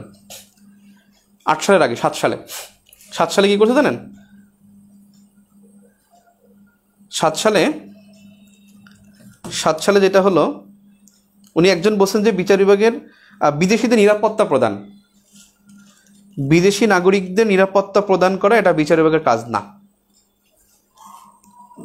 কথা বুঝছেন? এটা হলো শাসন বিভাগের নির্বাহী বিভাগের কাজ। নিরাপত্তা প্রদান, আইন শৃঙ্খলা রক্ষা করা, নিরাপত্তা বিভাগের, এটা হলো নির্বাহী বিভাগের কাজ। কিন্তু বিদেশিদের নাগরিকত্ব প্রদান 7 সালে বিহারিদের যখন আইডি কার্ড করে, অপারেশন নবযাত্রা শুরু হয় 7 সালে, ভোটার আইডি কার্ড মানে ছবিযুক্ত ভোটার তালিকা। এর আগে তো ছবিযুক্ত ভোটার তালিকা ছিল না, জানেন এটা? আগে ভোটার তালিকা শুধু নাম ছিল, নাম আর এলাকা ছিল, কে গিয়ে কার্ডটা ভোট দিত তা জানা যেত না। তো ছবিযুক্ত ভোটার তালিকা যখন শুরু হয় তখন কিন্তু বিহারিরা দাবি করছে যে আমাদের আইডি কার্ড দিতে হবে। তখন পার্লামেন্ট থেকে সুপ্রিম কোর্ট থেকে একটা রায় আসে এবং সেই রায়তে বলা হয় যে যেহেতু তারা 40 বছরের এখানে বসবাস করতেছে প্রায়, সেহেতু তাদেরকে নাগরিকত্ব প্রদান করা যাবে। এখানে যারা নির্বাচনের 71 সালের পরে জন্মগ্রহণ করছে এবং তারা আগেও জন্মগ্রহণ করে দেশের মানে স্বকীয়তাকে, পতাকাকে তারা শ্রদ্ধা করেছে, তাদেরকে নাগরিকত্ব প্রদান করা যাবে। তারপর কিন্তু বিহারিরা আইডি কার্ড পায়। এরপরে বিহারিরা কিন্তু এখন দেখবেন অনেক জায়গায় বিভিন্ন প্রতিষ্ঠানের মালিক, আগে কিন্তু মালিক ছিল না। আগে বিহারিরা কাজ করতো কি জানেন? যেগুলো হলো এনআইডি ভুক্ত বা নাগরিক হওয়ার জন্য যেগুলো দরকার হয় না সেই সব কাজ করতো। মুচি সেলাই করতো, সেলুন, ম্যাক্সিমাম সেলুন দেখবেন বিহারিদের এখনও আছে, মানে এদের যে লাইসেন্স লাগে না সেগুলো। নাগরিকত্ব প্রদান করে তারপরে যে কাজটা করে সেটা হলো অভিভাবকত্ব নিরূপণ। অর্থাৎ একজন অভিভাবকহীন হয়ে গেছে, তাকে অভিভাবকত্ব নিরূপণ করার জন্য বিচার বিভাগ কাজ করে থাকে। এরপর হলো নাবালকের সম্পত্তির তত্ত্বাবধান। এই কাজগুলো বিচার বিভাগের। ক্লিয়ার?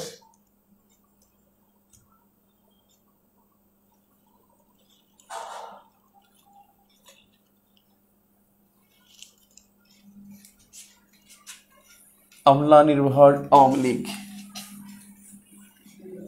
স্বাভাবিক। আমলা নির্ভর। আমি আপনাকে বলে রাখি, আগামী নির্বাচনে, আল্লাহ মাফ করো, ডোন্ট ডিসক্লোজ ইট, মানে সরকার যদি বলে যে আমি সুষ্ঠু নির্বাচন দিব, আমলারা দিতে দিবে না, আমলারা পিটায় সরকারকে রাখবে, যাবে হোক, করতে পারে, বলা যায় না। এবার দেখেন অধিকার সংরক্ষণের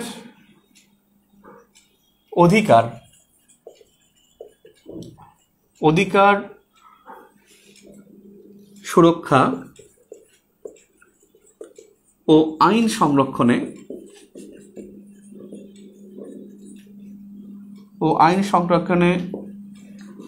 বিচার বিভাগীয় পদ্ধতি।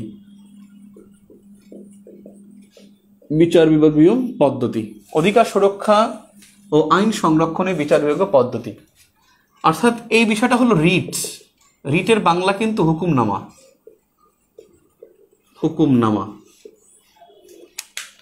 অর্থাৎ আপনার অধিকার সুরক্ষার জন্য আপনি বিচার বিভাগের মাধ্যমেই রিট করতে পারবেন। এই রিট করার ক্ষমতা আছে 102 নং অনুচ্ছেদে। 102 নং অনুচ্ছেদ, এই অনুচ্ছেদে 102 নং অনুচ্ছেদ সংবিধানের 102 নং অনুচ্ছেদে রিট বা হুকুমনামা সম্পর্কে বলা আছে এবং সেই রিট করা যাবে 5টি পদ্ধতিতে।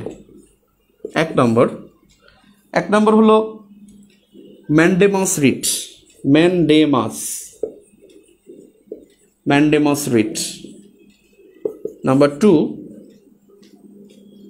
সার্টিওয়ারি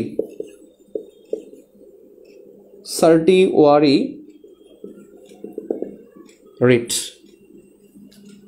তারপর হলো number 3 prohibition writ. Number 4 habeas corpus writ,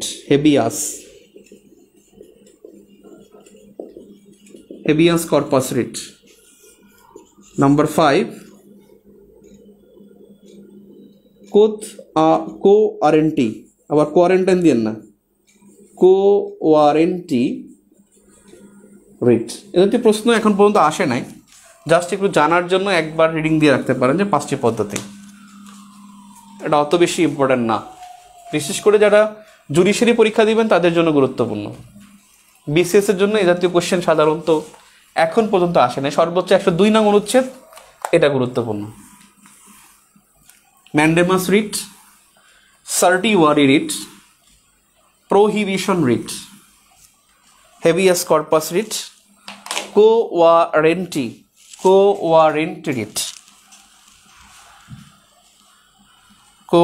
writ. Bihari কারা? আটকে পড়া পাকিস্তানি। 1971 সালে যেসব পাকিস্তানিরা বাংলায় ছিল তারা বিহারি, বিহার থেকে আসে নাই। বিহারি হলো আটকে পড়া পাকিস্তানি। সামিউল পরাগ প্রশ্ন করছেন 6 নম্বর, বুঝেন নাই 6 নম্বরটা কি ছিল? ওই নাবালকের অভিভাবকত্ব, নাবালকের সম্পত্তির তত্ত্বাবধান, রাইট। একজন নাবালক অর্থাৎ 18 বছরের নিচে যে থাকবে সে নাবালক, তার সম্পত্তি তত্ত্বাবধানটা বিচার বিভাগের অধীনে থাকে। বিচার বিভাগ একজনকে তত্ত্বাবধায়ক বানায় যে এর অভিভাবক নাই, এই শিশুর সম্পত্তির দেখভাল করার জন্য আপনাকে নিয়োগ দেওয়া হলো। 18 বছর হলে আপনি সম্পত্তি তাকে বুঝিয়ে দেবেন, এই আর কি। এরপর হলো এমপিতে শিক্ষাগত যোগ্যতা নিয়ে কোনো বাধা ধরা নিয়ম আছে কি? যে আছে, ডিগ্রি পাস করতে হবে। কত বছর নাবালকের সম্পত্তি তত্ত্বাবধান করবে? 18 বছর না হওয়া পর্যন্ত। বাংলা সিনেমা দেখেন না?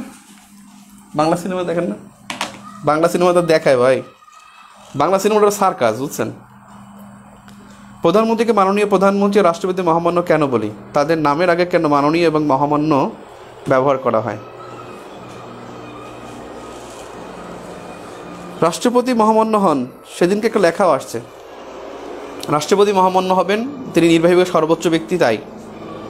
আর মাননীয় বলতে তারাই হবে, শুধু মন্ত্রীরা, আর কেউ হবে না। মাননীয় আর কেউ হয় না, মাননীয় সংসদস্য হয় না, মাননীয় সংসদস্য বলা যাবে না, আমরা মাননীয় সংসদস্য বলি। রোহিঙ্গা তো বিহারের মতো নাগরিকত্ব দেওয়া লাগবে, ভয়াবহ অবস্থা। আচ্ছা ঠিক আছে, এবারে দেখেন বিচারপতি নিয়োগ ব্যবস্থা, এইটা কি আছে? বিচারপতি নিয়োগ ব্যবস্থা, এবং এই বিচারপতি নিয়োগ ব্যবস্থা এটা হলো স্বাধীন বিচার বিভাগের প্রথম পদক্ষেপ। এই ব্যবস্থা হলো বিচার বিভাগের স্বাধীনতার প্রথম পদক্ষেপ।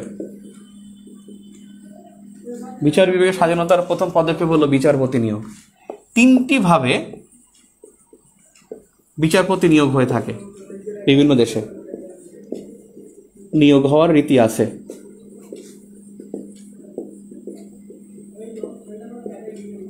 তিনটি ভাবে নিয়োগ হওয়ার রীতি আছে।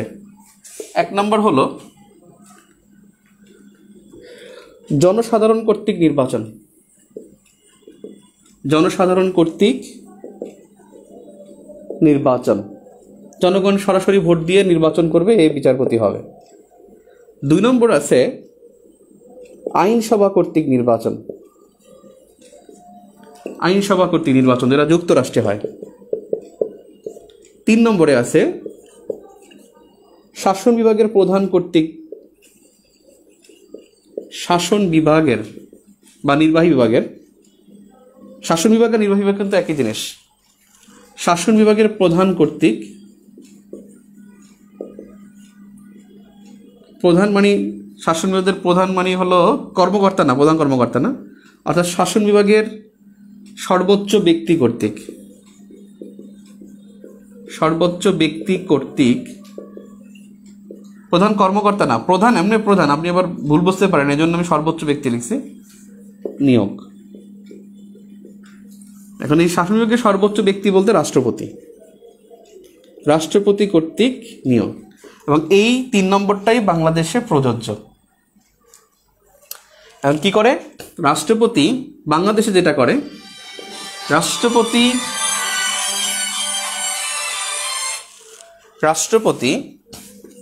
প্রধান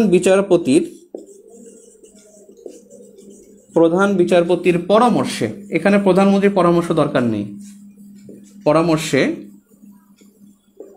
বিচারপতি নিয়োগ দেন। রাষ্ট্রপতি প্রধান বিচারপতির পরামর্শে অন্যান্য বিচারপতি নিয়োগ দেন। প্রধান বিচারপতির পরামর্শে বিচারপতি নিয়োগ দেন। এখন প্রধান বিচারপতিকে আবার কে নিয়োগ দেয়? ওটা রাষ্ট্রপতি দেয়, ওটা দেয় এবার প্রধানমন্ত্রীর পরামর্শে। প্রধান বিচারপতিকে নিয়োগ দেয়, ওরা প্রধানমন্ত্রীর পরামর্শে রাষ্ট্রপতি নিয়োগ দিয়ে থাকে। প্রধান বিচারপতি নিয়োগের ক্ষেত্রে তিনি প্রধানমন্ত্রীর পরামর্শ নেয়, আর অন্যান্য বিচারপতি নিয়োগের ক্ষেত্রে প্রধান বিচারপতির পরামর্শ নেয়। আর বাংলাদেশে বিচারপতি হতে হলে 10 বছর আইনজীবী থাকা লাগে।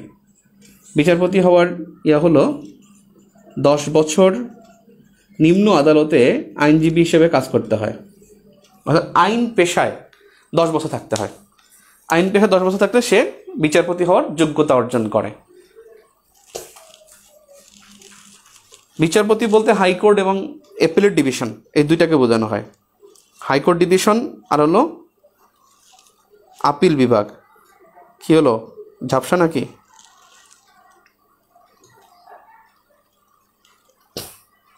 ফারহানা আফরিন, এটা তো শুরু হয়েছে ভাই 2014 সাল থেকে। এই আইন ডিগ্রি পাস করতে হবে, এটা ছিল 2014 সাল থেকে, এর আগে ছিল না। 8 সালও ছিল না, 14 সাল থেকে ছিল এটা ডিগ্রি পাস। তবে খালেদা জিয়া তো ডিগ্রি পাস বানানো মনে হয়, ডিগ্রি পাস দেখায় তো তাকে, ওই সময় তো ডিগ্রি পাস দেখায়। এখন তো ডিগ্রি পাস করতে হবে আর কি।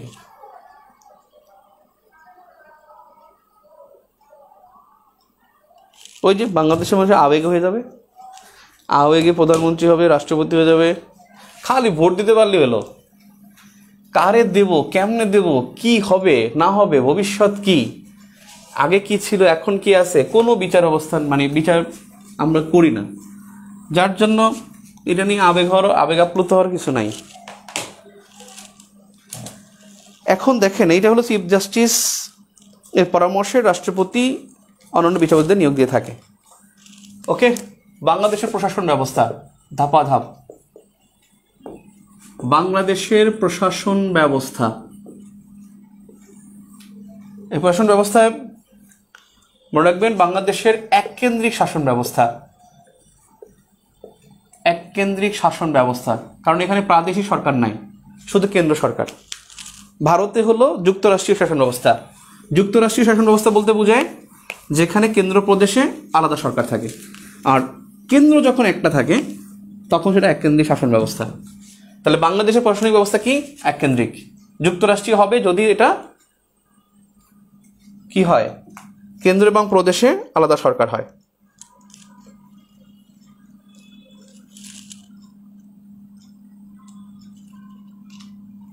আরে আমি কি বলতেছি, সরি, প্রধান বিচারপতি নিয়োগে তো পরামর্শ হবে না, ভুলেই যাই আমি দুঃখিত ভাই। চিফ জাস্টিস নিয়োগের ক্ষেত্রে কারো পরামর্শ নাই, প্রাইম মিনিস্টারের পরামর্শ নাই, দূর, ভুলে যাই বারবার। চিফ জাস্টিস নিয়োগের ক্ষেত্রে কারো পরামর্শ রাষ্ট্রপতি নেবেন না।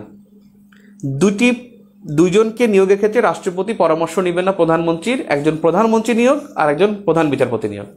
আমি এটা বারবার ভুলে যাই, দূর, সরি ভাই। আর চিফ জাস্টিসের পরামর্শ নিয়ে তিনি অন্যান্য বিচারপতি নিয়োগ দিবেন। চিফ জাস্টিস নিয়োগের ক্ষেত্রে প্রাইম মিনিস্টারের পরামর্শ নেওয়ার কোনো দরকার নাই।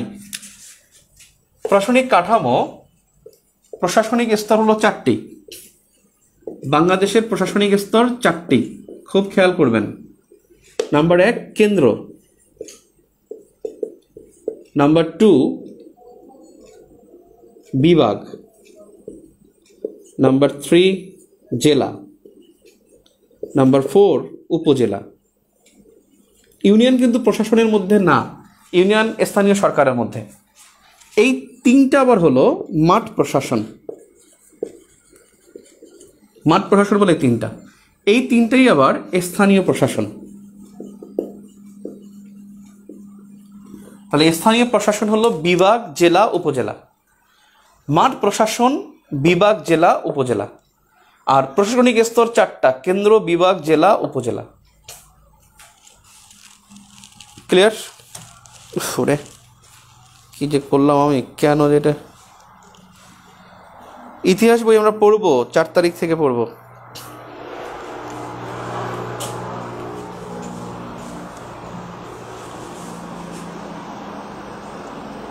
কতজন আছে রে? 150 কমে গেছে।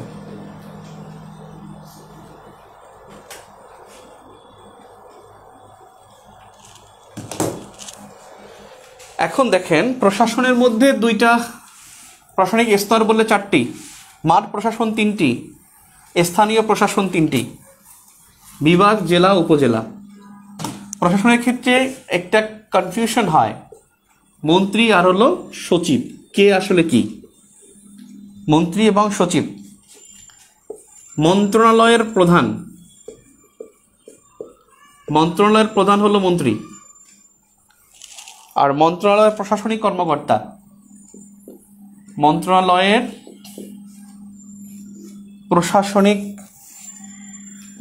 নির্বাহী কর্মকর্তা এবং প্রশাসনিক কর্মকর্তা। নির্বাহী কর্মকর্তা বলুক আর প্রশাসনিক কর্মকর্তা বলুক, কর্মকর্তা শব্দ থাকলেই মনে রাখবেন সচিব। আর ইনি কর্মকর্তা না, ইনি প্রধান। আর সচিব হলো মন্ত্রীর সহচর।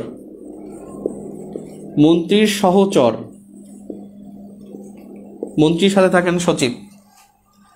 এই সচিব হলো মানে মন্ত্রণালয়ের, লেখা লাগবে না, মানে মন্ত্রণালয়ের কোনো বিভাগের, অর্থাৎ মন্ত্রণালয়ে বিভিন্ন বিভাগ থাকে না, বা দপ্তরের, মানে মন্ত্রণালয়ের বিভিন্ন অধিদপ্তরের, বোর্ডের, প্রশাসনের, মানে কর্পোরেশনের যে কোনো প্রস্তাব মন্ত্রীর কাছে যেতে হলে সচিবের টেবিল হয়ে যায়, সচিবের টেবিল হয়ে মন্ত্রীর কাছে যেয়ে থাকে। বাংলাদেশে এটা নাই ভাই, বলে লাভ নাই। মন্ত্রীর কাছে সরাসরি মন্ত্রী বলে আমার কাছে নিয়ে আসো, ঠিক আছে? তাহলে মন্ত্রণালয়ের নির্বাহী কর্মকর্তা এবং প্রশাসনিক কর্মকর্তা হলেন সচিব, মন্ত্রীর একান্ত সহচর হলেন সচিব। এখন পদ সোপান,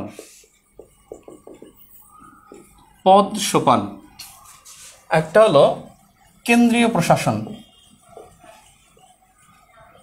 আর একটা হলো মাঠ প্রশাসন। কেন্দ্রীয় প্রশাসনে সবার আগে থাকে মন্ত্রী, মন্ত্রীর পরে থাকে সিনিয়র সচিব, সিনিয়র সচিবের পরে থাকে সচিব, সচিবের পরে থাকে অতিরিক্ত সচিব,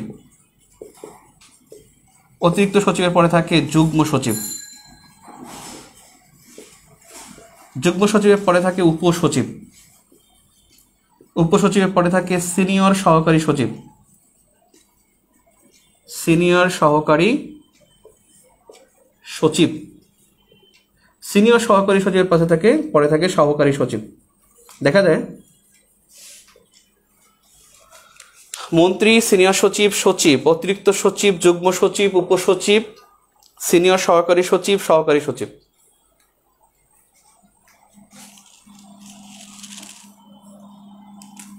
এই মাঠ প্রশাসনে প্রথম থাকে বিভাগীয় কমিশনার, তার নিচে থাকে জেলা প্রশাসক, তার নিচে থাকে উপজেলা নির্বাহী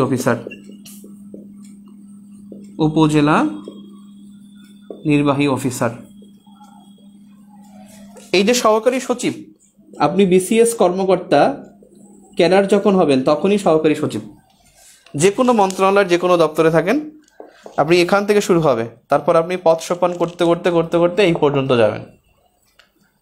মানে আপনার উপসচিব পর্যন্ত এমনিই হবেন, কিন্তু এরপরে সব সরকারি প্রমোশন। সরকার চাইলে আপনাকে যুগ্ম সচিব বানাবে, না না চাইলে বানাবে না, এটা স্বাভাবিক। এরপর অতিরিক্ত সচিব, সিনিয়র সচিব, মন্ত্রী, এই পর্যন্ত। মন্ত্রী আর হতে পারবেন না, মন্ত্রী তো হবে কি জনগণের প্রতিনিধি, এই পর্যন্ত আপনি যেতে পারবেন। এই বিসিএস ক্যাডাররা এখানে হবে। কেন্দ্রীয় প্রশাসন এটা। মাঠ প্রশাসন হলো বিভাগীয় কমিশনার, জেলা প্রশাসন, উপজেলা নির্বাহী অফিসার। এখন দেখেন এই মাঠ প্রশাসনের কাজ হলো 3টা, উল্লেখযোগ্য কাজ হলো 3টি কাজ।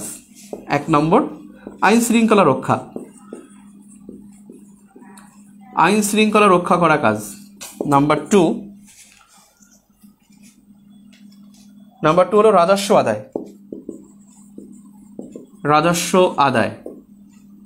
নাম্বার 3 হলো সরকারি সিদ্ধান্ত বাস্তবায়ন। এই সিদ্ধান্ত বাস্তবায়ন করাটাই বেশি কাজ, সরকারি সিদ্ধান্ত বাস্তবায়ন। অর্থাৎ মাঠ প্রশাসনের কাজ 3টা, আইন শৃঙ্খলা রক্ষা, রাজস্ব আদায়, সরকারি সিদ্ধান্ত বাস্তবায়ন। তাহলে বিভাগীয় কমিশনার কি দেখেন, বিভাগীয় কমিশনার তিনি একজন যুগ্ম সচিব মর্যাদার হন, কিন্তু বাংলাদেশে বর্তমানে যুগ্ম সচিবকে নিয়োগ দেওয়া হয় না। বর্তমানে যারা আছে সবাই অতিরিক্ত সচিব, কিন্তু বিভাগীয় কমিশনার সাধারণত বিভাগীয় কমিশনার তিনি যুগ্ম সচিব হবেন, তবে বাংলাদেশে অতিরিক্ত সচিব নিয়োগ দেওয়া হয়।